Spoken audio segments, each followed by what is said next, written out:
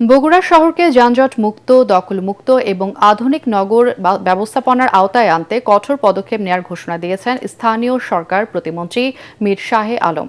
দুপুরে Bogura city corporation হলরুমে আয়োজিত মতবিনিময় সভায় প্রধান অতিথির বক্তব্যে তিনি এসব কথা বলেন। মন্ত্রী বলেন, ফুটপাত দখলমুক্তকরণ, ট্রাফিক ব্যবস্থাপনার আধুনিকায়ন এবং অবৈধ স্থাপনা উচ্ছেদে কার্যকর ব্যবস্থা নেওয়া হবে। একই সঙ্গে ফুটপাত থেকে উচ্ছেদ হওয়া হকারদের জন্য সন্তোষজনক পুনর্বাসনের আশ্বাস দেন তিনি। অনুষ্ঠানে সভাপতিত্ব করেন সিটি কর্পোরেশনের প্রশাসক এম.আর. ইসলাম স্বাধীন। পানি সরবরাহ ও পয় নিষ্কাশন কর্তৃপক্ষ নামে একটি প্রতিষ্ঠান বগুড়া ওয়াসা, এটার পদক্ষেপ শুরু করা হয়েছে এবং কার্যক্রম চলমান আছে। সহসাই এটি ওয়াসা গঠিত হবে এবং বগুড়া পয় নিষ্কাশন এবং পানির দায়িত্ব তারা নেবে।